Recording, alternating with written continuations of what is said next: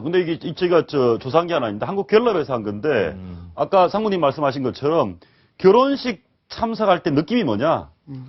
10명 중에 한 3명 축하를 간다는 사람은 절반밖에 안 되고 나 돈 내러 간다. 이런 정도쯤 되면 엄밀하게 얘기하면 좀 축하 형태가 돈이 돼 있는 거죠. 예. 엄밀하게 내러 그리고 간다. 근데 빠져 있는 게 있는 것 같아요. 중요한 거.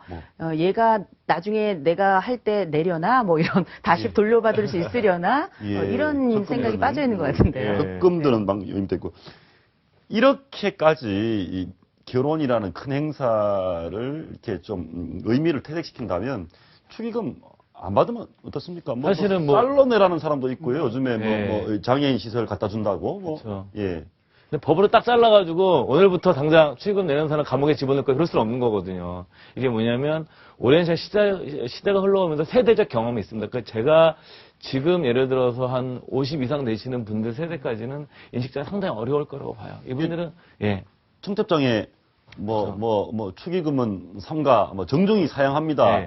이런 거 있으면 속으로 땡큐. 너무 감사하죠. 그쵸. 제가 볼 때는 인류가 직립보행을 시작한 일에 제일 고마운 분들이 아닐까 생각이 드는데 이게 왜 그러냐면 특별히 노년층에 계신 분들 같은 경우에는 보통 50대에서 70대 사이에 있는 분들을 그 삼성생명에서 조사를 했더니 83%는 나는 정말 경조사 비용이 부담스럽다. 정말 그렇죠. 평균 비용이 7만 원인 건데요. 사실 이분들만 부담스러운 게 아니라 지금 30대, 40대는 평균 한 달 16만 원 정도씩을 내고 있습니다. 16만 원. 이게 굉장히 많은 비용인데 전반적으로 내가 살림이 경제가 어려워지건 어렵지 않던 간에 특별히 노년층에 있는 분들 같은 경우는 이미 내 자식을 위해서 뭐 이런저런 이유로 내가 받았기 때문에 안 줄 수가 없는 거거든요. 미안해하시죠. 그런데 이거를 이제 내가 돈으로 냈는데 이걸 쌀로 다시 걷어들인다는 건 쉬운 일이 아니죠. 보니까 어떤 분이 쌀 주세요 하고 안 받겠다는 거죠. 쌀을 시설에 기부하겠다. 요즘 사회 지도층이신 분들은 이렇게 할 수 있는데 예를 들어서 한 2, 3천만 원 되는 돈이 왔다 갔다 하는데 누가 사실은 그 쌀로 받는 결정을 내릴 수 있는 우리가 이제 일반 서민층 가게일수록 결코 쉽지 않을 겁니다. 예, 알겠습니다. 어떤 분들은 청첩장에 계좌번호를 적어놨습니다. 저도 받아본 적 있습니다. 요새는 다 들어가죠. 계좌번호 들어가면 어떠셨어요? 기분 나쁘지 않습니까? 근데 오히려 저는 그냥 편하더라고요. 오히려 그게 안 해. 아예 그냥. 계좌이체? 왜냐면은 이 돈을 또 누구한테 전달해야 되잖아요. 근데 좀 거리가 있으신 분인 경우에는 그 전달해줄 사람을 찾느라고 또 여기저기 또 전화를 돌려봐야 되거든요.